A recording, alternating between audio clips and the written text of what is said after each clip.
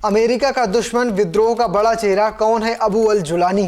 25 करोड़ का इनामी और बगदादी का खास जुलानी ने किया तख्ता पलट। जेल से रिहा होने के बाद जुलानी ने बनाया सीरिया का तख्ता पलटने का प्लान। मिडिल ईस्ट के कई देश पिछले काफ़ी समय से संघर्ष का सामना कर रहे हैं। मौजूदा वक्त में सीरिया सबसे ज़्यादा सुर्खियों में है। मुल्क में बीते 13 सालों से जारी गृह युद्ध में विद्रोहियों ने राजधानी दमिश्क पर कब्जा कर लिया है। मुल्क में अब करीब पूरी तरह से तख्ता पलट हो गया है। बशर अल असद परिवार के 5 दशक के शासन का अंत करीब आ गया है। विद्रोहियों ने सीरिया के कई बड़े शहरों के साथ दमिश्क को चारों तरफ से घेर लिया है। प्रेसिडेंट बशर अल असद मुल्क छोड़कर फरार हो चुके हैं। तो चलिए आपको इस वीडियो में बताता हूं किसने असद की इस सल्तनत को उखाड़ फेंका है, कौन है इसके पीछे का बड़ा चेहरा।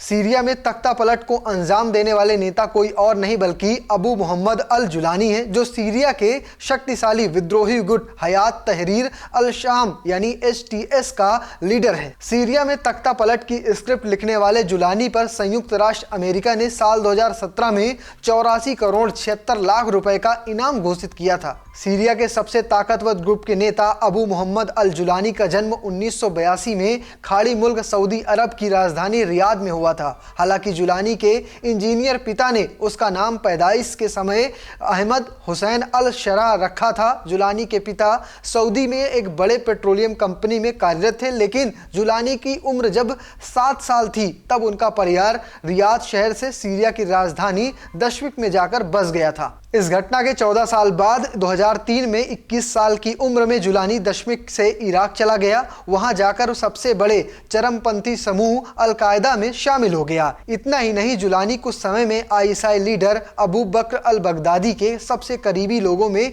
गिना जाने लगा। जुलानी बगदादी के कैंप में ट्रेनिंग लेकर दोबारा सीरिया पहुंचा और सीरिया में तख्ता पलट करवाने के लिए एक्टिव हो गया। लेकिन सीरिया दोबारा आने के कुछ ही साल बाद उन्हें कह सकते अमेरिका सेना ने गिरफ्तार कर लिया और इसके बाद काफी समय तक जेल में रहा। जुलानी को साल 2006 में अमेरिका सेना ने इराक से गिरफ्तार कर 5 साल तक सलाखों के पीछे रखा। कैद से बाहर निकलने के बाद कह सकते हैं जुलानी को अल कायदा की बड़ी जिम्मेदारी मिली, क्योंकि उसके बाद उसका कद काफी बढ़ चुका था। इसके कुछ महीने बाद ही 2017 की शुरुआत में अलेप्पो से हजारों लड़ाके भागकर इदबिल आ गए। जुलानी ने इस मौके का फायदा उठाते हुए अल जुलानी ने HTA बनाने के लिए इनमें कई समूहों को अपने साथ शामिल कर लिया। इस तरह से जुलानी ने HTA की ताकत को ही नहीं बल्कि और उसे मजबूत कर लिया, साथ में संगठन को बड़ा भी कर लिया। और अब जुलानी ने पूरी ताकत के साथ कह सकते हैं सीरिया में असद सरकार के खिलाफ विद्रोह शुरू किया। इस विद्रोह में उसने पहले